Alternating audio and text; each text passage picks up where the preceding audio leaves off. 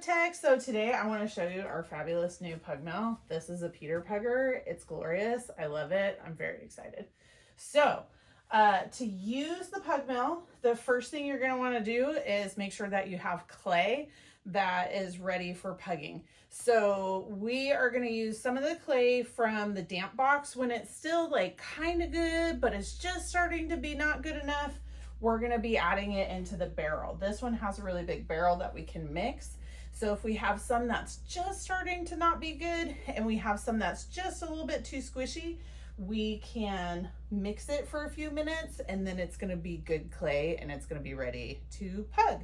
So to do this, we're going to start by plugging it in. So always keep this looped and tucked up on over here when you're done. We do not want this on the floor. If this gets stepped on and broken, then we can't use the pug mill, and that would suck because then you'd have to do all the hand wedging and that wouldn't be fun. We only have one plug in this room, which is way over here. I'll show. There's the plug over there. Okay, so once it's plugged in, there is a little flippy controller on the back right here. So this is where you turn it on. There's the little opening switch, and then there is a switch under there. So when you're done, you just push it back down. And then this will turn on. That's how you know that it's ready to go. So this right here is where the clay goes in. Now it's really, really important that you don't overload the barrel. It can hold like 40 pounds of clay, but if we put too much in, then it can either break the pug mill or make it really hard to pug, so we don't want to do that. So you want to kind of look inside and see how much clay is available, and then you're going to decide how much clay that you're going to put in. So like I said, I already kind of prepped some for, like, this was from the damp box, but it was getting a little too funky. So use a wire cutter to cut it into smaller chunks. If you just leave it as giant chunks, it's gonna take way longer to mix than if you cut it into smaller chunks. And remember, if this is a little bit stiff, you wanna be mixing it in with stuff that feels a little bit on the squishy side. And you're gonna keep adding that in until the barrel seems like it's pretty full, but not too full. I'll show you.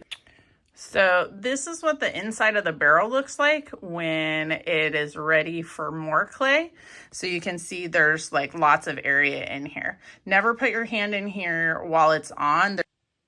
When you're adding clay in, kind of shove it down towards the bottom. And our goal is to kind of get this area just lightly filled, but so that it still has air gaps.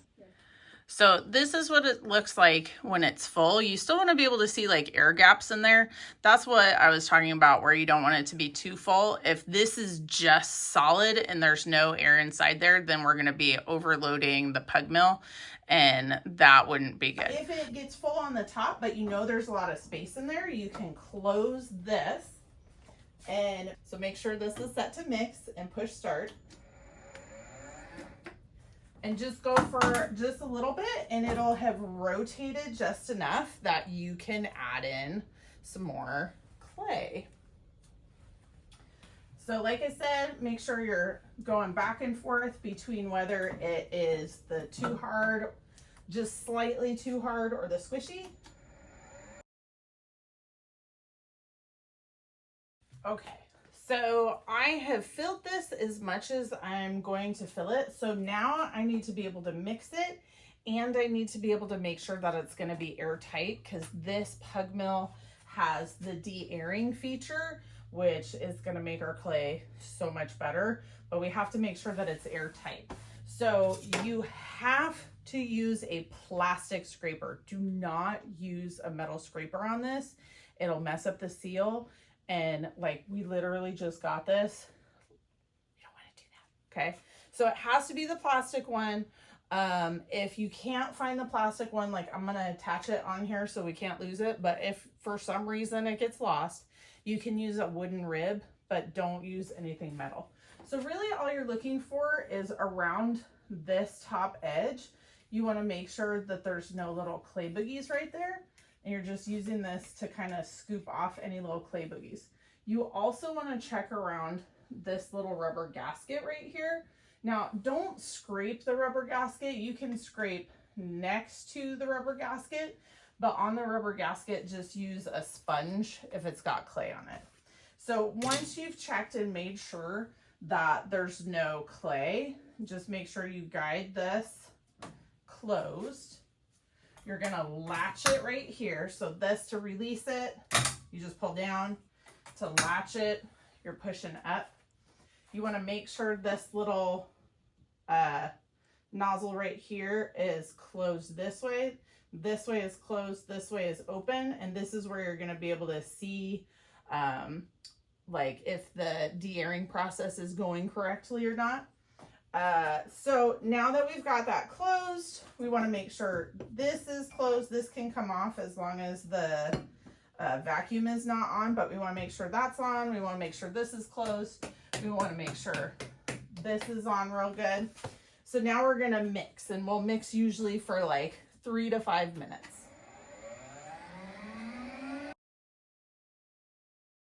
Three to 5 minutes later. Okay, so now that it has been mixed, we want to be able to do the de-airing. Now the de-airing is really loud, so especially if I'm talking, if I'm giving directions, if we're watching a video, this door, just don't latch it all the way because you have to have a key to get back in, but just gently close the doors to keep most of the noise in this room. So you want to, again, check here, check here, check here, check here, make sure it's closed. You're going to do this while it's on mix to get the pressure in the barrel. So it's going to make a loud noise. That's okay. All right.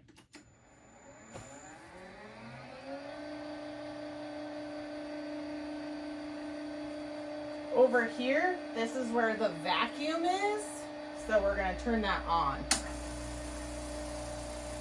And we're going to lift right here.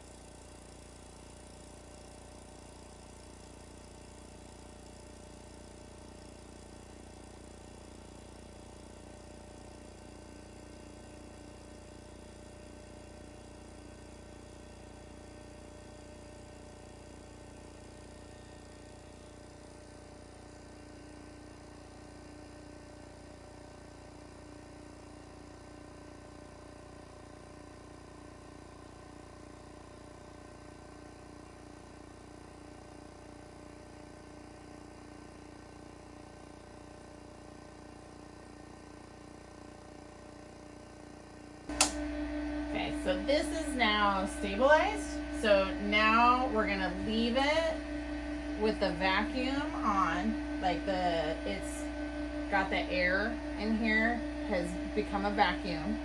So now we're gonna switch, we're gonna stop this, we're gonna switch it over to Pug, and that's when it's gonna start coming out the end, like this.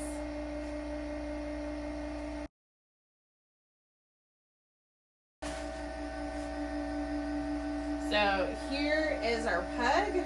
We want to let it get about that long, and then we're going to cut it off.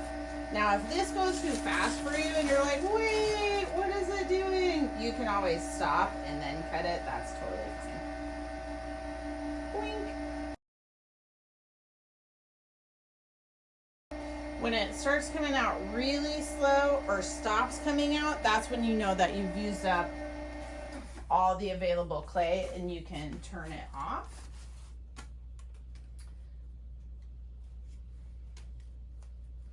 So I always make sure that I have a bag ready to go. Usually we can fit 3 pugs this way and then 2 on top that way. You want to make sure that you have enough of the bag that you can twist it and tuck it underneath. If you're only trying to twist this much, that's not going to stay close. So that's really important. So you always want to kind of check in here if you've got a bunch of extra clay. Just kind of scoop any of it off to make it easier to get that nice seal next time.